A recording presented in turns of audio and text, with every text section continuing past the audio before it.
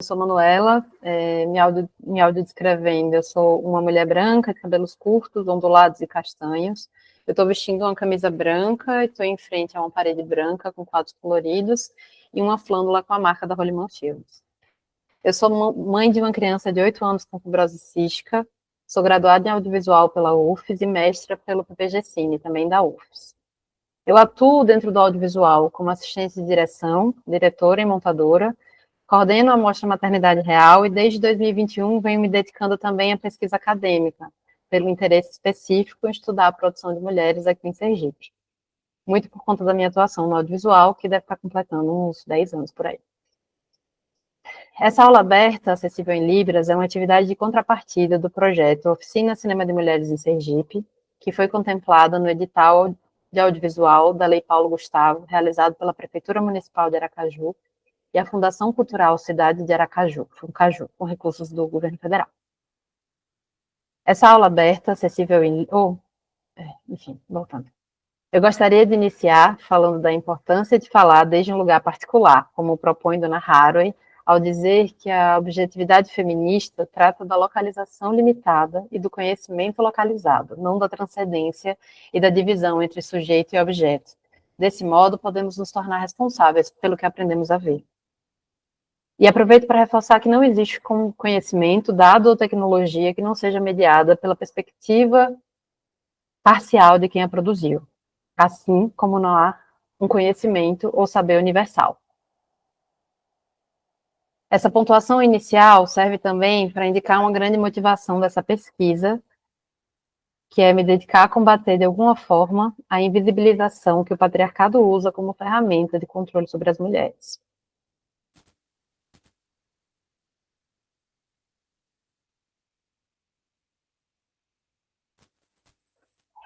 E para falar especificamente sobre invisibilização no cinema, e por que fazer um recorte de gênero em uma pesquisa sobre o cinema sergipano, eu trago alguns exemplos de cineastas de momentos diferentes do cinema mundial.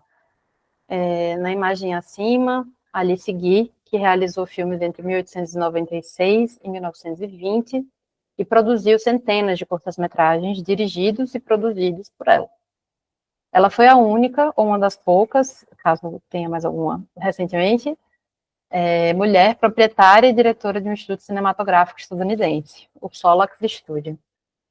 Apesar dessa atuação nos Estados Unidos, ela inicia sua atuação no cinema junto com o nascimento do cinema na França, tendo sido a primeira mulher a dirigir e roteirizar filmes de ficção, esse formato que é tão conhecido hoje e que ainda assim não teve essa produção valorizada.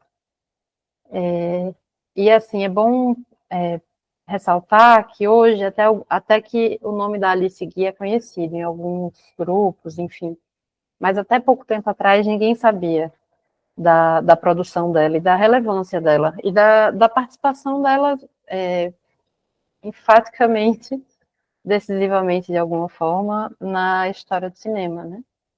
E que se hoje ela é conhecida de alguma forma é graças aos estudos feministas no cinema. Um segundo exemplo, com a foto abaixo, Agnès Varda, que produz na mesma época e no mesmo lugar, e produz inclusive obras que influenciam o movimento da Nouvelle Vague francesa. Ela foi casada com um dos cineastas da Nouvelle Vague, no entanto, ela não teve acesso aos recursos e à divulgação do cinema dela mundialmente, como aconteceu com os homens dessa época. Ela não foi incluída dentro desse movimento cinematográfico, né? E isso significa que ela, apesar de fazer filmes primorosos, ela teve a maior parte das vezes muita dificuldade de conseguir recursos para fazer o seu próximo filme, por exemplo. A terceira cineasta que eu trago como exemplo, ao meio, tem o nome de Norma Bahia Pontes. Eu conheci sobre a Norma em uma apresentação do encontro do grupo de estudos Poéticas Feministas, Políticas Femininas online durante a pandemia. E fiquei fascinada pela quantidade e qualidade dos dados que a Lívia conseguiu produzir sobre a trajetória da Norma e a sua relação com o cinema novo brasileiro. A Norma, ela tentou fazer filmes durante o Cinema Novo, no entanto, ela não conseguia reunir os recursos necessários e ter o apoio, né, enfim, de equipes, enfim. Acabou que ela acabou mudando para Nova York e atuando através da criação com suporte de fitas magnéticas. Norma é pouquíssimo conhecida no Brasil. E por isso, eu gostaria de citar algumas perguntas que a Lívia Pérez traz nos seus trabalhos. Ela fala assim: será que seu nome foi retirado do campo, tal qual as primeiras diretoras e roteiristas que ajudaram a erigir Hollywood no início dos anos 10 e 20?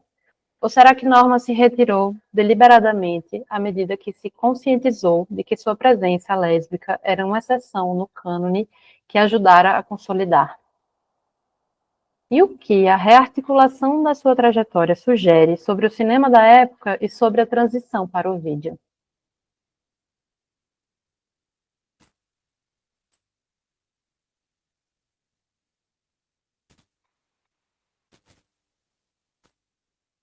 E aí, para falar sobre o cinema sergipano, eu preciso começar falando sobre a falta de políticas públicas relacionadas à preservação audiovisual no Estado. Com isso, eu quero dizer que não há uma preocupação, uma preocupação pública em garantir a manutenção e o acesso ao que foi produzido em audiovisual no decorrer dos anos em Sergipe. Preservação audiovisual é o conjunto de procedimentos, princípios, técnicas e práticas necessários para a manutenção da integridade do documento audiovisual e garantia permanente da possibilidade da sua experiência intelectual. Isso, o seu conceito, o conceito mais conhecido. E é uma demanda, a preservação, que precisa pensar a curto, médio e longo prazo, e demanda recursos financeiros que extrapolam a capacidade de fazer isso enquanto pessoas físicas ou iniciativas isoladas, que é o que a gente acaba tendo. E tem uma importância cultural tão grande, né, de a gente conhecer o que veio antes da gente e para poder produzir com mais consciência, né, do nosso momento, das nossas condições. Mas, apesar dessa importância, não tem um retorno financeiro que, por exemplo, justifique ou proporcione um interesse comercial por parte de grupos para a exploração neoliberal. Então, algumas questões sobre a preservação em Sergipe é pensar que não temos instituições, como museus de imagem e som e cinematecas, com exceção recente da Cinemateca da UF. Mas toda a produção em película, das décadas de 60, 70, 80, hoje não podem ser acessadas, ou podem dificilmente ser acessadas de alguma forma. Os filmes do SEAV, da UFES, que foram produzidos na década de 70, eles não estão nem catalogados, nem acessíveis ao público. Muitos filmes digitais, inclusive, se perderam. Se perderam porque um HD quebrou, porque um equipamento foi roubado, porque um DVD não roda mais, ou porque você não tem mais um aparelho de DVD para rodar algum filme. E esses são só alguns exemplos que remetem às diversas etapas da preservação, que vai desde o orçamento para armazenamento e sua manutenção, catalogação e ainda o seu acesso permanente, de acordo com a condição da sua autoria, né? Sabendo que, quando esses filmes têm acesso a recursos, na maioria imensa das vezes, eles são produzidos com recursos públicos, mas quando eu falo isso, eu não estou falando necessariamente dos cinemas sergipanos, até porque são poucos os filmes sergipanos que foram produzidos com recursos públicos. Uma última coisa que eu gostaria de falar sobre esse tópico é da produção catalográfica de Aldino Mota Moreno, que tornou possível o conhecimento de muitos títulos com informações de ficha técnica e sinopse que contribuem muito para um trabalho de pesquisa sobre esse tema. Quando a gente analisa a sua catalogação com foco nas mulheres, nós encontramos uma desigualdade bem grande, que pode ser atribuída à desigualdade entre homens e mulheres à época, entre 60 e 80, mas também pode ser imaginada uma ausência de títulos com mulheres na direção. seja pela ausência do crédito dessas mulheres nesses filmes ou dos próprios filmes, como é o caso de Terreiro de Belina, que é um filme que foi produzido nessa época e não está na catalogação de Jaldino, sobre o qual temos poucas informações.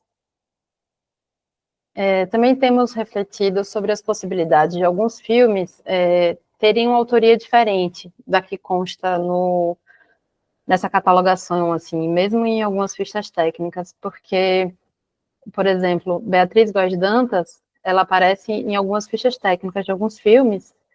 No entanto, ela não aparece como direção. Normalmente, a direção dos filmes que ela participa são atribuídos a outros homens, a outras pessoas, que no caso são homens.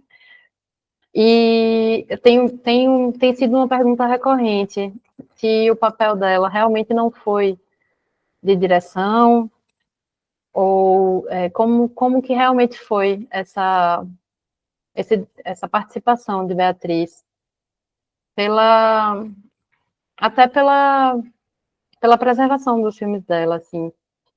Mas, inclusive, eu acho que nesse momento acho que é importante convidar todo mundo para participar do seminário Conversas com Cinema, que vai estar no Cecine, que terá a exibição do filme Taieira na Festa de São Benedito, que é um filme de 73, que Beatriz participa da produção desse filme, e também a mesa de abertura do Cecine fará uma homenagem a essa pesquisadora da cultura sergipana.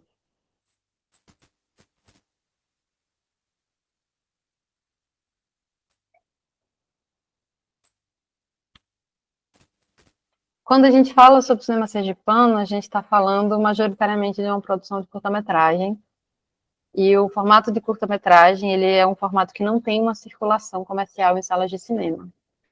São filmes que têm nos festivais sua principal janela de exibição. Então, os festivais realizados em Sergipe foram uma das minhas, se não a maior, uma das minhas grandes fontes na pesquisa exploratória do mestrado. E que, além de permitirem ao público sergipano o acesso aos filmes, né, no momento de sua realização, sua exibição, tanto filmes daqui como do Brasil todo e do mundo, eles também permitem que a gente localize os filmes para catalogação nas suas programações, nas suas informações que são divulgadas nos meios de comunicação, e eles foram fontes importantíssimas na minha catalogação do mestrado. Eles também podem ser analisados com recorte de gênero, e aí é interessante a gente perceber, por exemplo, uma percepção que eu tive na pesquisa, é que a EBE, que já tem em si, né, a Mostra de Cinema Negro, ela já tem em si um recorte de raça na curadoria e realização, mas ela também apresenta uma programação com equidade de gênero em relação aos filmes sergipanos dirigidos por mulheres, né? E aí a gente sabe que as opressões elas se articulam, e eu acho que esse é um exemplo de que a nossa resistência também precisa articular, né? Raça, gênero e classe. E aí outra informação, tem algumas outras informações interessantes sobre a participação de mulheres nesses festivais, e acho que uma que eu gostaria de ressaltar primeiro é que em todas as edições do Festival Internacional de Cinema de Itabaiana, os filmes que foram premiados como o melhor filme sergipano foram filmes de curta-metragem dirigidos por mulheres. O Cecine, em relação às suas premiações, ele apresenta uma equidade, assim, a gente não percebe que em todas as edições do Cecine, por exemplo, tem a mesma quantidade de filmes dirigidos por homens ou mulheres, considerando os filmes sergipanos, mas as premiações, sim, as premiações são bem equilibradas. O Curta-se, eu acho que é interessante a gente dizer que, mesmo antes dele criar a categoria de filmes sergipanos, como também aconteceu com o Penac, que eu vou falar mais para frente um pouquinho, ele já selecionava e premiava filmes de Gabriela Caldas. E aí, sobre o FENACA, assim, só bem pontual, né, sobre cada um dos festivais. No FENACA, a gente tem menos mulheres participando, porque são menos filmes dirigidos por mulheres, são menos mulheres no geral na época. E só tem duas premiações a mulheres. Uma delas é por atuação, e a outra foi quando O Beijo, de Uma Fontes, recebeu o prêmio de melhor filme sergipano. E foi uma premiação que parece ter sido uma premiação bem polêmica.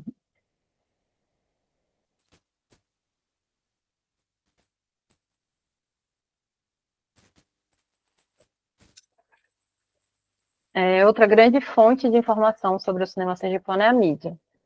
As duas que eu trago, a Infonet e a Aracaju Magazine, foram as mais relevantes para a minha pesquisa. A Infonet, porque por acessar de forma virtual, através de palavras-chave, e por ser uma mídia digital que já existe há bastante tempo, eu consegui acessar coisas do início dos anos 2000, muitas informações sobre o curta, mostras, lançamento de filmes, participação de filmes em festivais de fora, e a Aracaju Magazine foi muito importante por conta da especificidade das informações que ela continha. E Uma Fontes foi uma das colaboradoras dessa revista. E tem muitas matérias sobre cinema espalhadas por suas edições.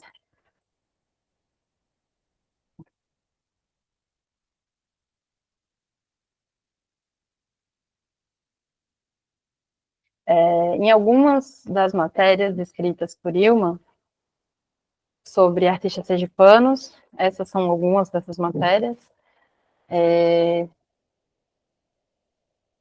e ela também escreve sobre o cinema sergipano, em especial uma matéria que me foi apresentada por Wesley Pereira de Castro, em sua oficina sobre crítica cinematográfica, pela Léo de Blanc, que é essa memória do cinema sergipano.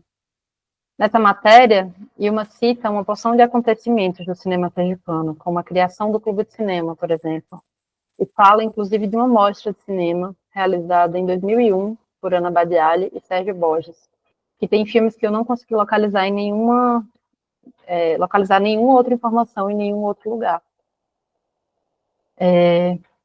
Eu passei muito tempo buscando a referência dessa revista, porque eu tinha lido na oficina de Wesley, no entanto, eu não conseguia colocar, por exemplo, a referência no final da dissertação.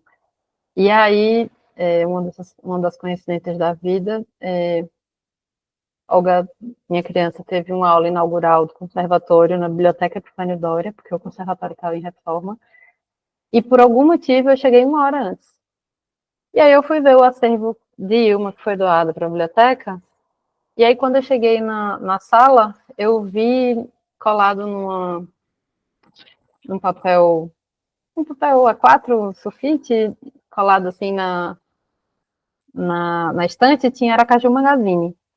Eu fui ver, e aí eu encontrei algumas dezenas de revistas, de muitas edições, e aí ficou eu e Baruch folheando uma por uma e fotografando as reportagens escritas por Ilma. E aí, quando a gente estava quase acabando, a gente encontrou essa edição da capa com as duas mulheres, falando sobre o verão e memórias. E uma fonte relata a história do cinema sergipano. Mas é isso, tem essa matéria sobre o curta, que é, enfim, tem muitas, lançamento de filme, tem bastante coisa. É,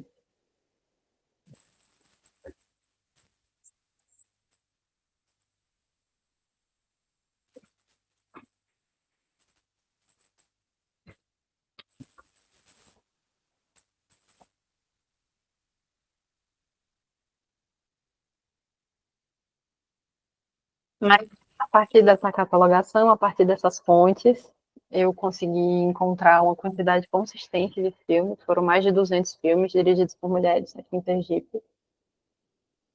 E eu queria salientar que eu consideraria nesse recorte identidades e gêneros dissidentes, mas não foi localizado nenhum filme de pessoa não binária ou trans até o momento, até o momento da catalogação, o que é um dado também, né?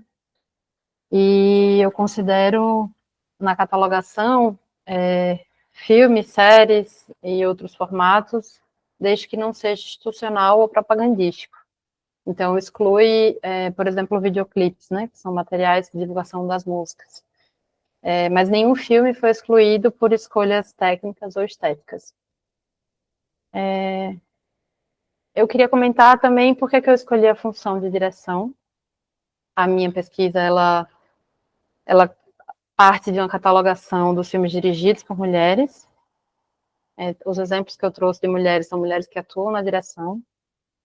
E a direção é uma função difícil de ser exercida, que apresenta muitas barreiras para ser ocupada. Então, a gente tem, por exemplo, na produção de longa-metragem no Brasil, a gente tem uma grande predominância de homens brancos. É uma função essa função de direção é uma função organizativa, criativa, e ela coordena as outras funções. E tanto pelo lugar de hierarquia como pela questão técnico-criativa, ela apresenta esses desafios, preocupação de uma mulher, no nosso caso.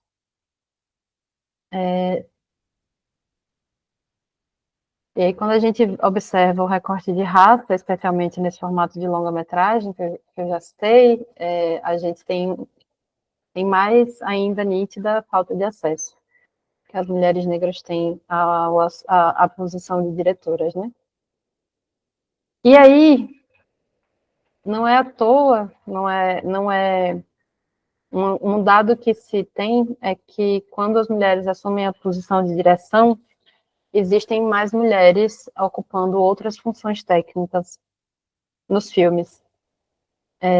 Um exemplo disso é que nos filmes que foram catalogados por Gialdino, por exemplo, seguindo a ficha técnica que ele apresenta, são 4 filmes dirigidos por mulheres e todos esses filmes têm outras mulheres trabalhando neles.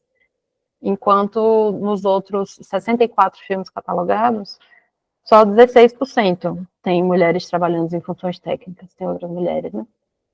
A questão temática também é impactada pela ocupação da mulher nesse lugar de direção.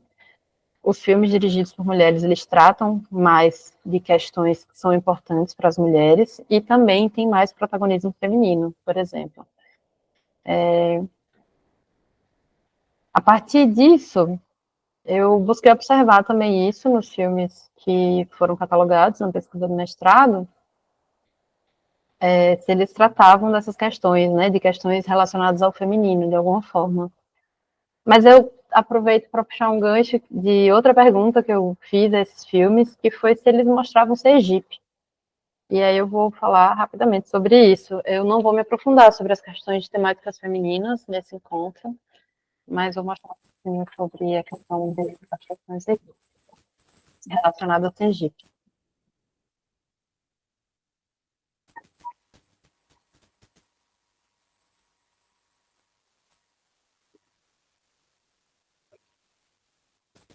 Preciso saber pelas informações a que a gente teve acesso, e 25% não mostravam de alguma forma nem o território, nem tratavam de alguma questão cultural ou alguma personalidade do Estado. Mas uma coisa também que chama atenção é que os filmes são profundamente centralizados na capital. E é importante a gente perceber a necessidade de descentralizar essa produção para os outros municípios.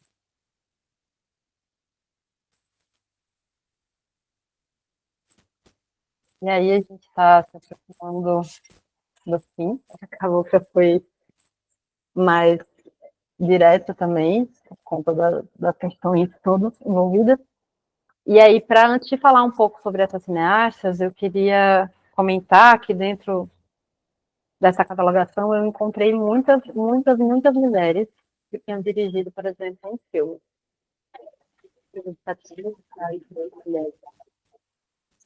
Digo meio assim, tem muito assim, porque acaba que esse catálogo foi mudando, né? Eu fui adicionando filme, então nesse momento eu dou números aproximados.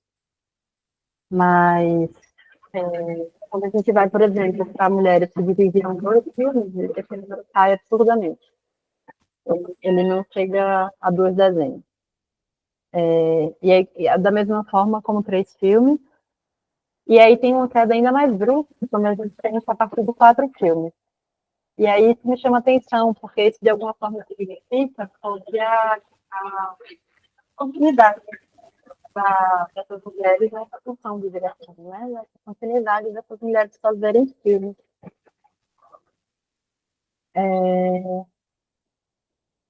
E aí eu fiz uma separação a partir dessa quantidade de filmes que cada mulher tem. E aí eu considero até 3 filmes mulheres que, há mais tempo, né? Mulheres que talvez não tenham continuado a fazer filmes.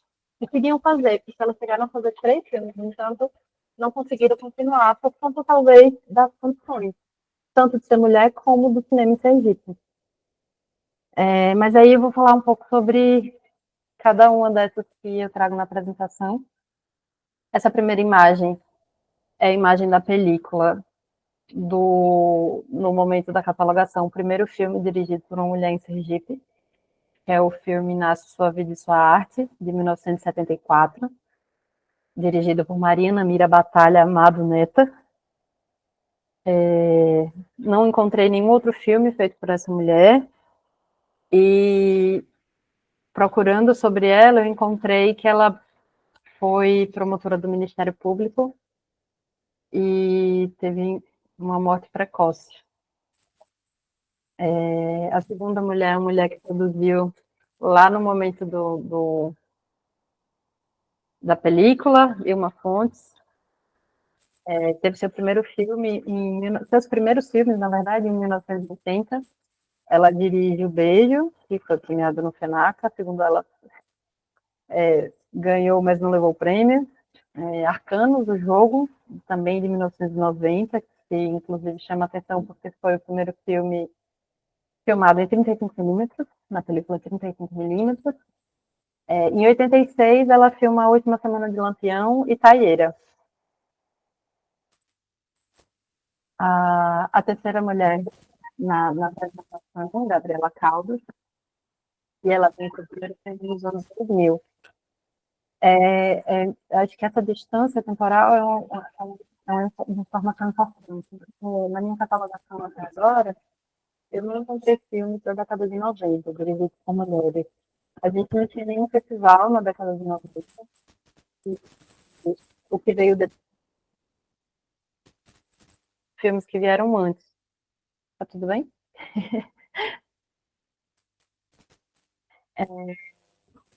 E Gabriela, ela é a que tem a produção mais extensa. Ela dirige Elite, em 2003, ela tem O Amor em 2005, Epifania em 2007, Antomã em 2008, Resfriado em 2010, Fica Chaves em 2015, Judite Mello em 2015, A Velha do Shopping em 2022 e Povo de Atalaya em 2023. A gente percebe, por exemplo, que depois, enfim, tem muitas questões assim relacionadas à Gabi. Inclusive, a gente, durante a pandemia, a gente fez uma conversa online que está disponível aqui no YouTube também, aqui no meu YouTube, Lela Velô. E aí a gente conversa sobre algumas questões sobre ela ter a experiência de ser cineasta em Sergipe. Marivone Vieira, até o momento, é a primeira mulher negra a ter dirigido um filme em Sergipe.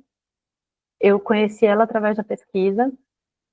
Todas as outras mulheres eu já conhecia, por conta da ligação com o campo. No entanto, Marivone eu não conhecia, e foi muito bom conhecer e conversar com ela.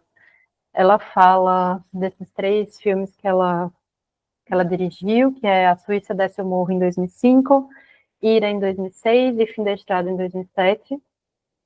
E ela me contou um pouco sobre a experiência dela de fazer cinema, e uma das coisas que dificultou a continuidade dela nessa área foi justamente a falta de apoio, falta, inclusive, de ter pares com quem ela pudesse trocar e compartilhar as dificuldades que a gente encontra, né, nesse caminho de cinema sergipano.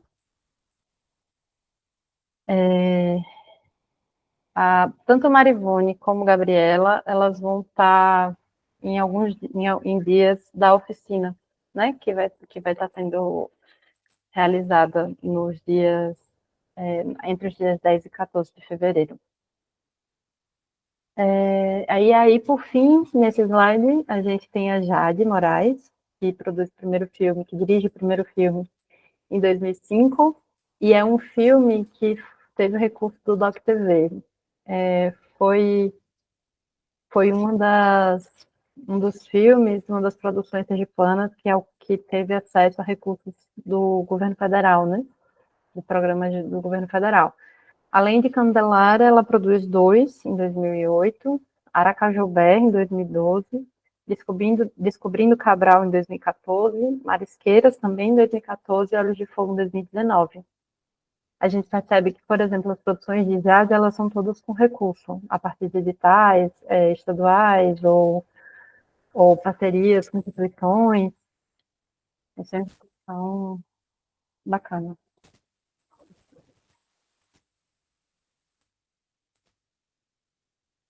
Aí, seguindo essa linha do tempo,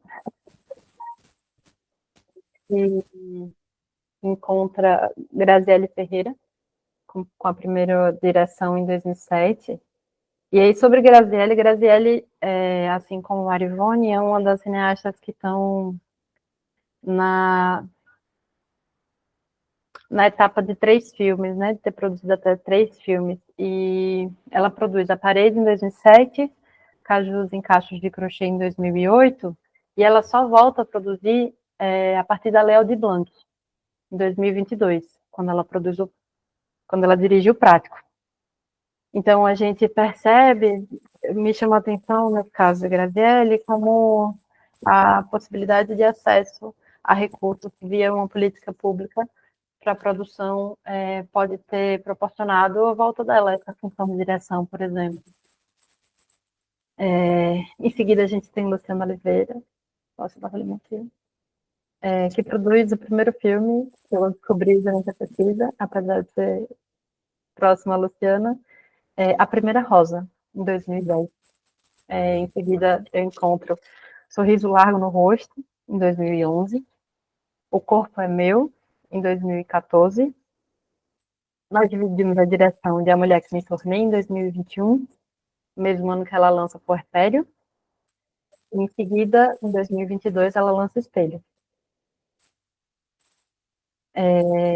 E aí, quando a gente chega, quando chega em Lu, ela é da primeira turma da graduação em audiovisual. E aí, uma das coisas que eu percebo que essas mulheres que têm mais de 4 filmes, que assinam a direção de mais de 4 filmes, metade delas é egressa da graduação em audiovisual da Universidade Federal de Sergipe. E aí isso foi um dado que me chamou muita atenção, porque apesar de eu ser egressa dessa graduação, eu talvez não vislumbrasse o impacto que ela tem na cadeia audiovisual. Era algo que eu percebi realmente através desses dados. Essa pesquisa me ajudou a perceber isso. Em seguida, a gente tem a Verlane Moraes, que eu acho que é uma das cineastas que realizou em Sergipe com mais destaque nacional atualmente, e que, no entanto, na catalogação que eu fiz lá em 2023, ela conta como uma cineasta que não está produzindo, mas não porque ela não está dirigindo filmes, mas porque ela não está dirigindo mais filmes em Sergipe, por falta de condições da produção local, né? E aí, como na filmografia dela, a gente tem Caixa d'Água Quilomboete, de 2012, Conflitos e Abismos, de 2014, e A Gente Acaba Aqui, de 2021. Em relação a Evelyn, uma atenção é justamente isso. Uma cineasta em atividade, no entanto, que se afastou do Sergipe, especificamente. Em seguida, Caroline Mendonça, que também é egressa da UFES, E aí ela tem na direção, tem início na direção em 2013, com o filme A Mão que Borda. Em 2019, ela lança Ave Seca. Em 2021, ela lança Linhas do Tempo. Em 2022, ela lança o filme Amor em Tempos de Pandemia. E também em 2022, ela lança Yandê, um ritmo musical. Carol, ela costuma trabalhar, trabalhou por muito tempo na direção de publicidade. É uma das mulheres que consegue fazer dessa profissão a, a sua profissão principal, né? Não precisa recorrer a outros trabalhos. Ela vive do audiovisual e ocupou esse espaço da direção publicitária que, particularmente, é a primeira mulher que eu conheço, que eu conheci atuando nessa função aqui em Sergipe. Aí eu trago, eu, eu sou uma dessas mulheres, com a produção de mais de 4 filmes. Eu comecei a dirigir filmes em 2013 também, com a Maria, ainda durante a graduação. Meu filme de TCC, Diana, em 2015. Todo Estar é Pouco, em 2016. Parinhado, em 2019. Dia de Algo em Casa, em 2020, durante a pandemia. E A Mulher que Me Tornei, junto com Luciana Oliveira, em 2021. E aí, nessa linha do tempo, junto com a gente em 2013, a gente também tem Moema Pascoini, que é uma pesquisadora também de preservação audiovisual. Inclusive, tem um projeto chamado Cine Máquina, que se propõe a digitalizar filmes em Super 8, aqui em Sergipe. E aí ela tem na direção Colossói, em 2013, Para Leopoldina, em 2014, Etério, em 2015, e Super Frente, Super 8, em 2015 também, que é um filme que trata sobre a produção do Super 8. É um filme maravilhoso para quem quer conhecer mais sobre televisão, especificamente dessa época.